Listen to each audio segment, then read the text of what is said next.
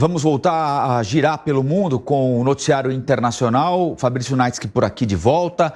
As últimas tropas do exército francês no Níger, oeste da África, deixaram o país na última sexta. Os militares estavam numa operação especial na região há uma década, cerca de uma década. Fabrício.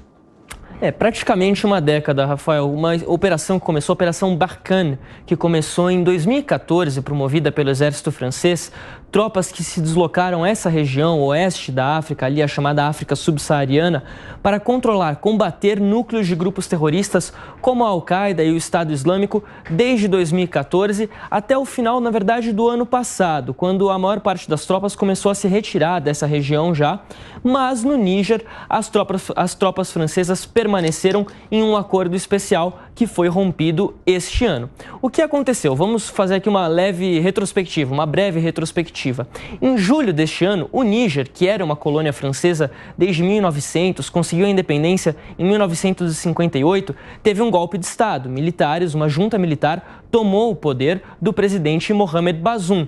E começou ali uma forte onda de repressão contrária às autoridades francesas que por ali estavam, ou seja, foram registrados ataques à embaixada, houve uma ordem da junta militar para a expulsão do embaixador francês da capital do Níger, Niamey, assim como já havia acontecido ano passado em Burkina Faso e Mali, outros dois países que também eram ali colônias francesas no século XX. O que acontece?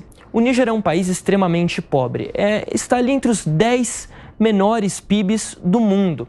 E tem uma rica concentração de urânio. Esse era o interesse ali, principalmente das tropas francesas, que também operavam para continuar combatendo ameaças terroristas, já que essa operação Barkhane ela não foi muito bem sucedida. Alguns líderes da Al-Qaeda, do Estado Islâmico, acabaram sim mortos, mas de maneira geral não houve o resultado esperado pelo governo francês.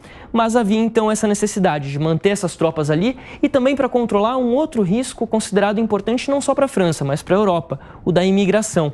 Essa região, como a gente destacou, é uma das mais pobres do mundo. E daqui do Níger, como a gente observa nesse mapa, quem nos acompanha por imagens, saem algumas das principais rotas de imigração em direção à Europa, principalmente aqui, Espanha, Itália, Grécia, países que ficam ali na região do Mar Mediterrâneo. Então a gente observa o Níger aqui embaixo, a capital Niamey, e o tanto de rotas, um emaranhado de rotas que saem ali passando pela Argélia, passando pela Líbia, Tunísia, Marrocos e dali em diante em direção aos diversos países europeus que estão recebendo milhares de migrantes ilegais todos os anos e tentam combater essa migração.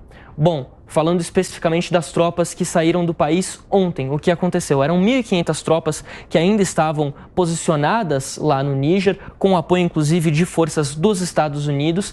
Eles tiveram essa ordem de expulsão e foi concretizada, de fato, uma ordem que havia sido emitida logo depois que a junta tomou o poder.